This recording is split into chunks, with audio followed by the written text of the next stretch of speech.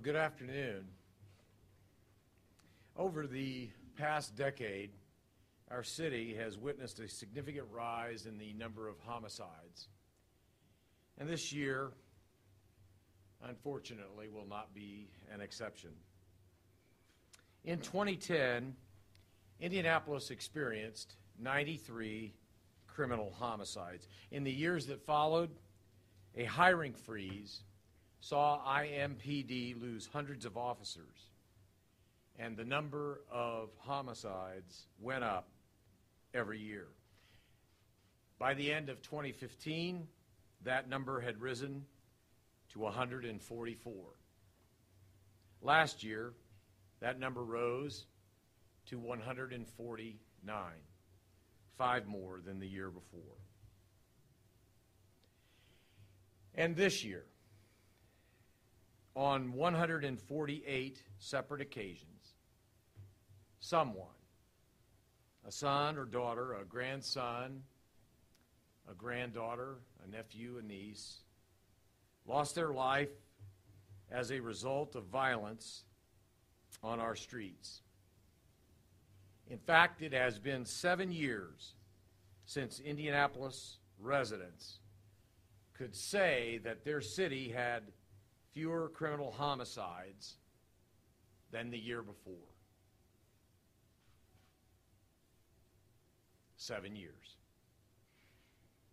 It is heartbreaking. It is maddening. It is senselessness.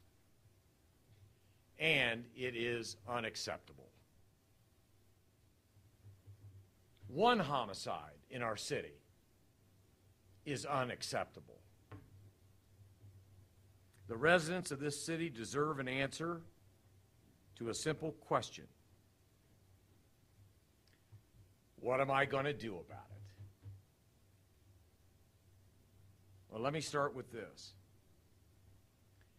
Doing nothing is not an option. This will not be ignored, and this administration will not hide from it. We will not explain it away as a problem that affects only certain parts of our city. I've heard that before. We will not excuse it as the unavoidable fate of a national trend. And this will not be blamed on the victims themselves. Nor will it be blamed on the brave men and women of IMPD who are willing to put their lives on the line to protect us every day. If there is blame to go around, it will begin and it will end right here. I am responsible because I happen to be the mayor. When I took office 2 years ago, I recognized this challenge. I knew the statistics, and I will not now or ever seek to evade it. 3 weeks ago, I directed IMPD Chief Brian Roach to engage with local, state, and federal law enforcement partners to develop additional ways that we can move the dial on gun violence and on violent crime. In addition, I directed the Office of Public Health and Safety to take a fiercely objective look at our holistic approach to combating violence. In both cases, I asked them to decide what was working and what wasn't in order to help us identify necessary change. Today we are here to outline the ways that we will continue our fight together. as one city. On the first day of this administration, I pledged that our anti-crime strategy would revolve around getting officers out of their cars, getting bloated bureaucracy out of the city-county building, and resources in to our neighborhoods. I dismantled the wasteful Department of Public Safety. We budgeted for the hiring of more than 150 new officers over our first 2 years, and together with the support of the City County Council, we have increased crime prevention grant funding by 25%. And perhaps most importantly, we took these new officers and returned parts of our city to a neighborhood-based beat policing. That is important for one simple reason.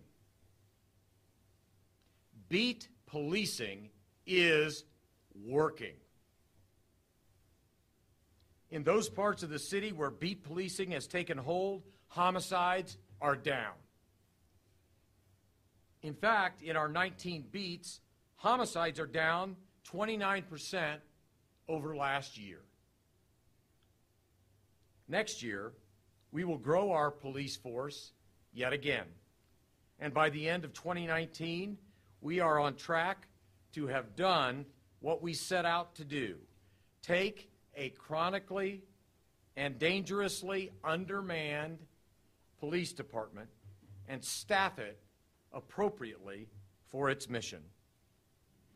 This is important not only because it ensures the safety of our officers, but it is critical to our plans to extend our community-based beat policing efforts countywide next year. But simply saying we're going to stay the course is not enough. I'm not willing to stand here today and say that what we are doing is working and that people just need to wait to see the results. I'm not willing to tell Indianapolis residents that they have to wait another year to feel their city is getting safer, but I do have a message that I am willing to deliver today. A message directed to that small group of bad actors who have invaded our most vulnerable neighborhoods to peddle a cycle of violence, drugs, and death. And that message is this: it doesn't matter who you are. It doesn't matter how powerful you feel. It doesn't matter how many guns you gather or the people you try and scare. I am not intimidated. We are not intimidated. Indianapolis is not intimidated. And to those bad actors, we are coming for you with a unified resolve and a focused purpose, the likes of which our city has never seen before. Effective immediately, I've ordered IMPD to launch a crackdown to take guns out of the hands of illegally armed felons across our city. People who possess no legal right to carry a firearm. Already this year, we've confiscated more than 2,300 guns from these worst of the worst actors. But in 2018, we intend to surpass those numbers by targeting the network of bad actors who continue to arm themselves in disregard of the law and at the same time compromising the public's safety. Building on a program I supported when I served as the United States Attorney, IMPD continues to enhance new partnerships with Marion County Forensic Services to connect shell casings and firearms in real time to serial shooters, disrupting criminal activity and preventing future violence. I've also ordered an immediate increase in probation, parole, and community correction sweeps in areas where we are seeing the highest levels of gun violence. To assist with all of this, I am pleased to say that beginning in 2018, United States Attorney Josh Minkler and his criminal division have agreed to a surge of federal prosecutorial resources to assist in taking these worst of the worst actors off of our streets into federal court and ultimately into federal prisons that are often hundreds, if not thousands of miles away from this city. And if these hardened criminals aren't eligible for federal prosecution, Marion County Prosecutor Terry Curry's office stands at the ready this next year to dedicate unprecedented resources toward the prosecution of those who illegally arm themselves and wreak havoc on law-abiding people living peacefully in our neighborhoods. In case any of these marketers of death don't believe I'm talking to them, in case they believe that they are anonymous and untouchable when they illegally pick up a gun and walk out the door, I want to deliver one more message on behalf of the thousands of community members that I've spoken to over the last year. We know who you are. We know because your neighborhoods have told us who you are. Neighborhoods that have been silenced through fear and neglect, but are ready to stand up and reclaim the safety and the security of their own neighborhood streets. Neighborhoods that want their young people to have every opportunity to break this cycle of pain and rejoin civil society, but are also willing to work with us to remove those individuals who have forsaken their obligations as citizens of this city. And that brings me to the last tenet of our 2018 strategy. Because as we return IMPD to the operational strength that allows our officers to engage at a neighborhood level, we also must acknowledge what we've learned over the last year, that after years of zone policing and overworked officers, our neighborhood and faith groups have also felt the effects of the decision to roll back community engagement. And so, if you hear nothing today, please hear this. IMPD cannot, will not, roll back the tide of violence alone. Every person, every business, every organization, every church, every neighborhood, every community in this city has a role to play and can help in this effort. And today, just as we are returning our police force to full operational strength, I am proud to also set forth a plan to invest in our neighborhoods and return them to full operational strength over the course of the coming years. Driven by a public health approach to crime, at the core of this plan is a simple concept. Violence begets violence. Left unchecked, violence spreads across neighborhoods like an infectious disease. But study after study shows that by engaging at the street level, we can reach young people who have been touched by the spread of violence and stop its transmission. But most importantly, these same studies show that you can't stop violence behind the desk of a government building. You can't stop violence by investing people who don't live in the neighborhoods. You can stop violence by investing in the people within these neighborhoods. You can stop violence by engaging faith leaders. You can stop violence by engaging community activists. And you can stop violence by lending your willing ear to mothers and to fathers, and your helping hand to their sons and to their daughters. Put another way, you help neighborhoods by giving them the tools to help themselves. And that's exactly what this program will do. To begin, we will hire the city's first neighborhood violence reduction director, who will wake up every day with one simple job: strengthen and engage with neighborhood, faith, and community groups across the city who are willing to reduce violence in their area.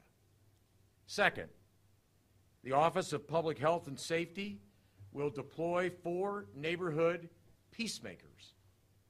These people will be from our neighborhoods.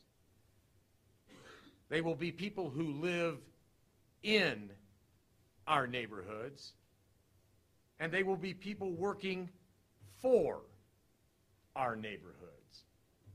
And most importantly, there'll be individuals whose life experiences will allow them to provide services and mentoring to those looking to escape the deadly cycle of violence. Third, we will invest directly in community groups. In addition to the $2.5 million already allocated by our City County Council toward our crime prevention grant program, we will now make available $300,000 in new funding to those people and groups seeking to make an impact on the streets of our cities. Working together with our partners at IUPUI, we will rely on those with expertise in criminal justice to recommend where these dollars need to be invested. But just as important, these same experts will study and report on the true impact of each group's performance each and every year, ensuring that taxpayers are funding programs that work and that taxpayers are not funding programs that don't. For the last decade, our city's homicide rate has ticked upward. And beyond each of these sobering numbers is the unquantifiable human cost of such violence. Not just for those directly involved, but for the friends, the families, the loved ones, and the neighborhoods impacted by these acts of senseless violence. As I said a moment ago, it is heartbreaking and maddening, and it is senseless. It is unacceptable. But it is not inevitable. I refuse to believe that.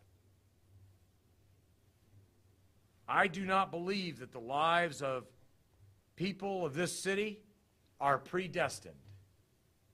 That because of where they live or because of who they are, that any single one of their fates lies beyond our ability to do good as one city.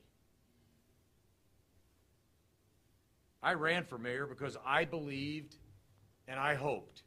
I believed we could be one city. I believe that today. I hoped that through unity, we will roll back the violence. And today, I persist in that hope, in that belief and that hope. For the next 750 days, I remain unmoved.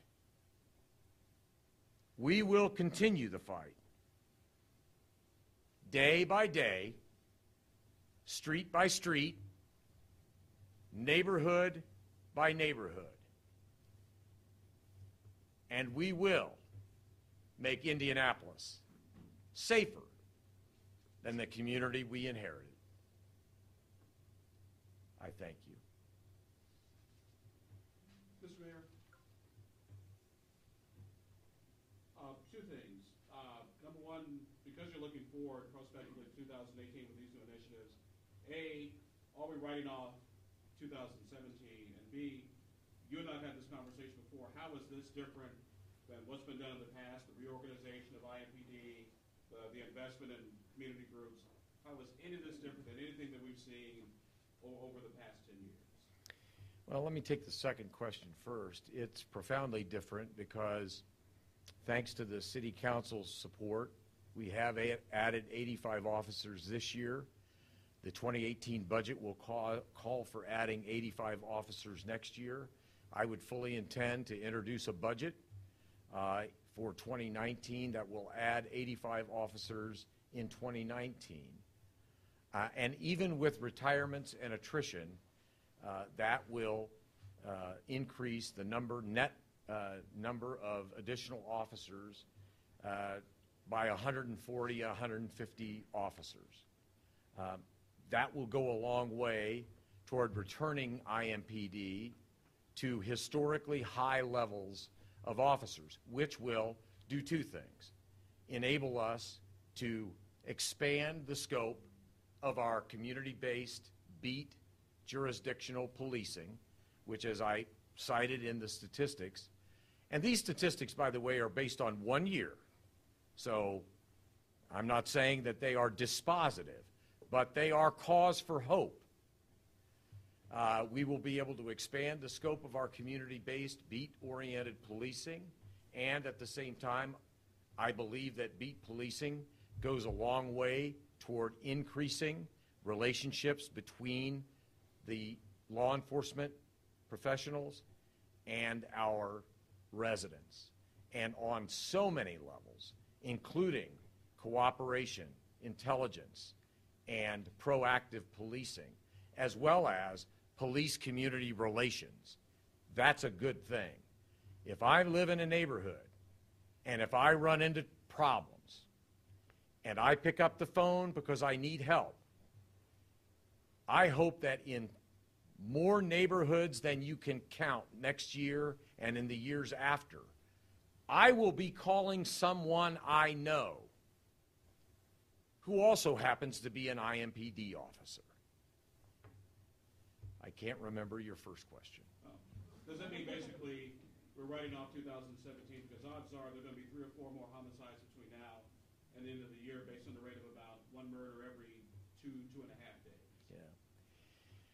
Well, we are at 148 in terms of criminal homicides today, and with 3 weeks, 2.5 weeks left in this year, it's entirely possible that we will get to last year's number and then maybe a couple of more. And that is unfortunate. But it does not in any way impact our resolve this year. I hope I can speak for our chief and his command staff, along with the rank and file, that they will be doing everything they can, not only in December of 2017, but starting anew in January of 2018 to keep our streets as safe as they can be. Chief, you want to add to that? Yeah, we'll continue. Every homicide we have, every non-fatal shooting we have has been more focused and more targeted this year than I've seen in the past. And we'll continue to do that. And we don't see crime in calendar years. We see it as events in people's lives. And we'll approach it that way, and we'll continue to do that. Mayor, you campaigned on a promise to fight crime in the city. If you could give yourself a performance review in that effort, what would that review say? Well, I think the report would say that we have set in place the foundation for progress. As my opening comments, I think, underscored, this is not a challenge that has occurred overnight. In fact, we have seen repeated years of increased criminal homicides, 7 running. I've been responsible for 2 of those 7 years. The 5 years before, I did what I could as the United States Attorney, and I think we did some pretty good work in and around the Indianapolis community, dismantling drug trafficking organizations and prosecuting those who illegally possess firearms in historic numbers. Today's announcement may remind some of you who covered the United States Attorney's Office in those years of some of the things that we did in that office. And I was pleased to say that Josh Minkler remains committed and will be a full partner as we go forward. We've laid in place, I believe, a foundation upon which we will build. I do think that the outreach that this administration is doing to community groups is unprecedented. Yes, it has been talked about before, but I think that the kind of outreach that I have personally attempted to participate in, the kind of outreach that many in this audience represent, from neighborhood organizations, faith-based groups, community and neighborhood associations, speaks volumes about the acknowledgement and the recognition that our city has, is that while it is my responsibility, I cannot do it alone. While IMPD may have more officers than ever before, or at least in the recent past, they cannot do it alone. If we are to truly meaningfully move the dial in gun violence in our city and in the criminal homicides, we will do it together, and in unity, working for a better Indianapolis. So I hope that we've laid in place progress in the future. There seems to be consensus within your administration that you're making progress, even though it looks like there could be another new record this year. Is it possible that in 2018 there could be another new record and you'll still consider progress being made, or will that be a time where you have to really rethink those strategies? As I said earlier, one homicide is unacceptable. So I will be frustrated in the early days of January if 2018 begin with homicides.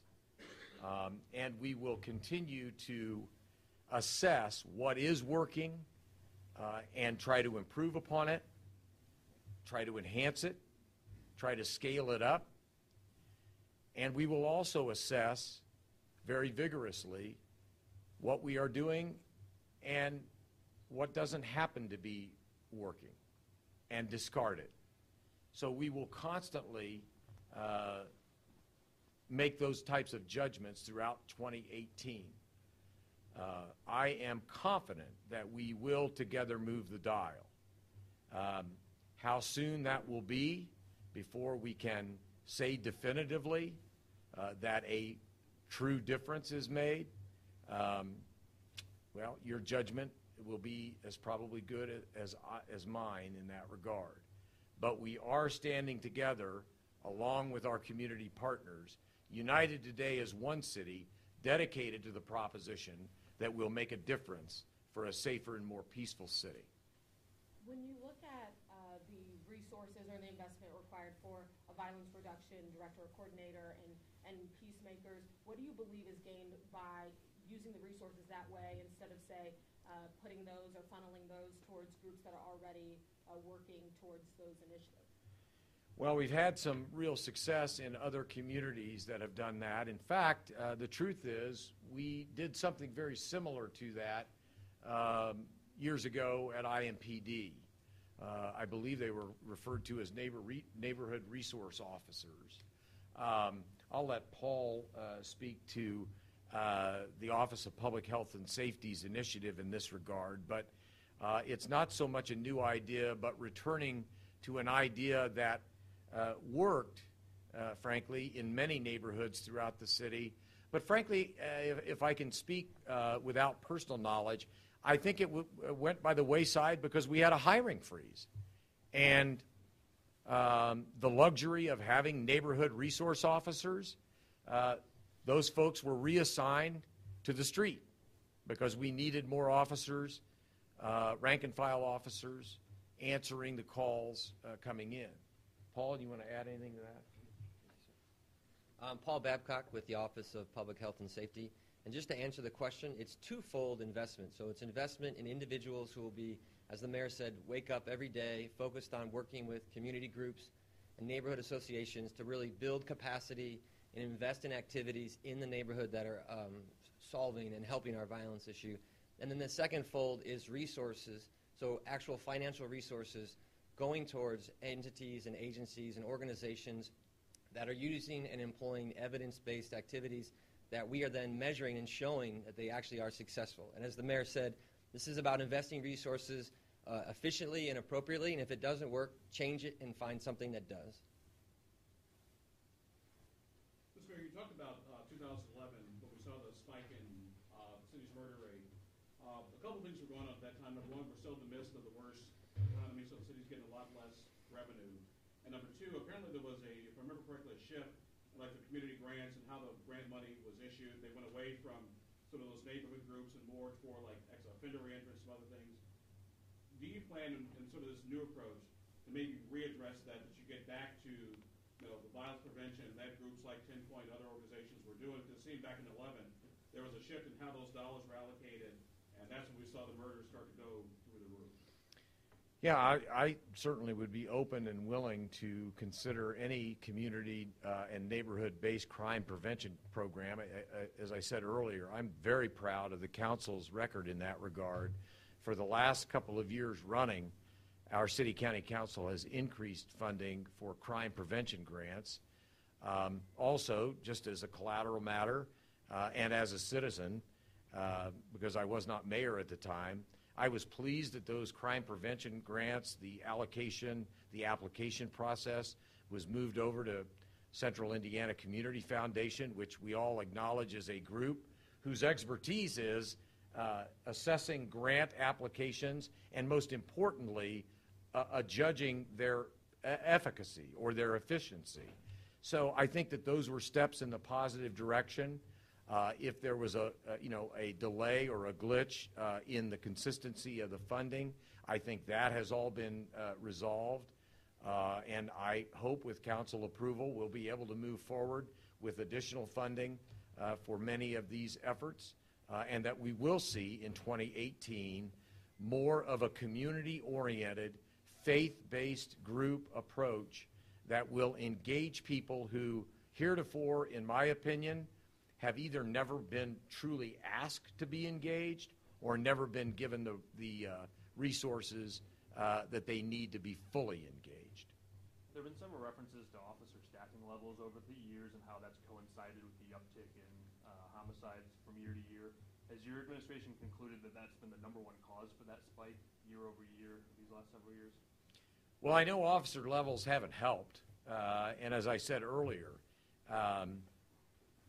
I'm not placing the blame on anyone except myself. This is my job. This is my responsibility. But I think with increased IMPD presence, particularly when you have officers who can take time during their shifts to get out of their cars, to walk through residential neighborhoods and introduce themselves to the people that they serve, to stop in retail or commercial establishments and ask how things are going. You know, Chief Roach and I have been doing that once a month for the last 7 or 8 months.